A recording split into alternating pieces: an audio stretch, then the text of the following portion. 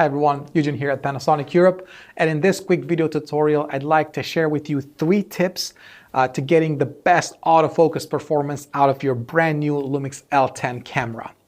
And the first one is probably the simplest one. We have a really nifty button on this particular camera called the AF on button. So just going to switch to this other camera so you can see what I'm talking about. So on the back here on the camera we have an AF on button. Of course the camera will autofocus if you just half press the shutter button like any other camera does. However, what this allows you to do is actually hold the focus a little bit better without, if you want to make any sort of adjustments, it will give you a lot more freedom, and then when you're ready you can just take the image with this particular typical shutter button. So that's the first tip, probably the simplest one. I know it's probably silly, but try it. I promise next time you're going to notice how much more control you have when it comes to using autofocus and getting your subject in clear focus before you take the image. So it kind of separates, the moment of focusing and when the image is taken into 2 separate steps. So it helps you focus as well. So really, really good. Try it. It will make your life much, much better. Okay, let's move on to the second tip, which is to actually, if we jump here into the menu, we can actually set the detecting subject. As long as we're, again, in autofocus mode, we can set the detecting subject based on the subject that we're shooting. So if we're doing portraits, you might want to do human. If you're doing, maybe sports, maybe you're doing pets, animals, you have the option to do that now. So all you need to do is jump into the menu, and I'll help you get to this setting. It's a little bit deep here, so bear with me. So all you need to do is first go to this first camera option, then go to the right and scroll all the way down to focus 1. And then on focus 1, you have this AF detection setting. We're going to turn that on. So that is basically then enabling us to say what subject is the camera going to detect to then focus on.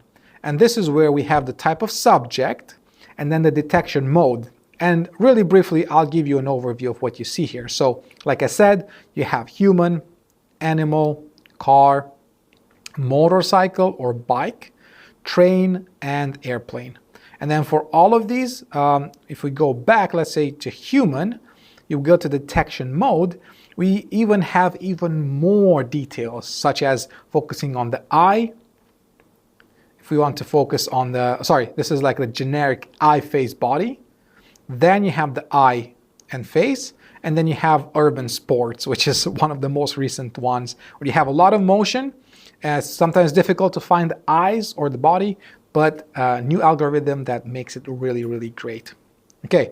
So that is the second tip, using the detecting subject and enabling that in the menu. The third one is actually probably one that I recommend to play with the most and experiment the most, because this all depends on how you shoot and what's your shooting style and what kind of subjects you shoot and in what environments. So this is about controlling the sensitivity of the autofocus, but also the predictability. And it's actually in the same side, the same part of the menu. So let's jump back in and I'll show you and go through what you can do there. So the next thing is to go to AF custom setting. And by the way, if your camera's autofocus mode is set to autofocus single, just single point autofocus, that option will be grayed out. Okay, so if you experience that, just make sure this will only work in continuous autofocus, right? So switch that back to autofocus continuous, then go to AF custom setting. Right now we are in photo mode, right? So you can do that for video as well, just keep that in mind. So it says AF custom setting photo. We're going to go into that. And then we have different sets here. We have the default one, which we have the AF sensitivity. It's basically the standard one that the camera uses. Then we have the AF area switching sensitivity, which is also on 0, and then the moving subject prediction by default is on +1. And again, we'll explain what these mean in a second. Basically, the AF sensitivity, just as you go towards the right, it becomes more responsive and more reactive, more sensitive. As you go to the left, it basically locks on. And if the subject moves fast, the AF may actually miss it. So it really depends on what you're shooting, right? And it's the same with the other one. So the AF area switching, again, very similar.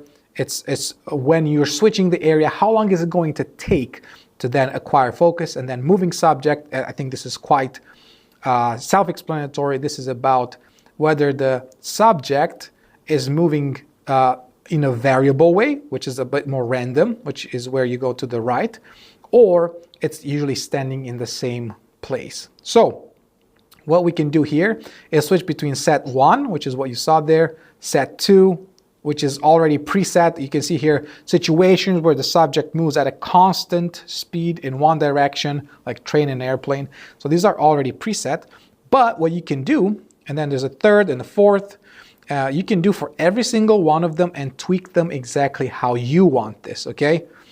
So you can get one, which is really sensitive. You know, this is usually what I do. So I'll just go really high sensitive, really variable, the next one, then I'll keep standard, and then so on and so forth. So you can tweak and play, go and take some images, have a look around. You can do this for video as well, and see what results you're getting.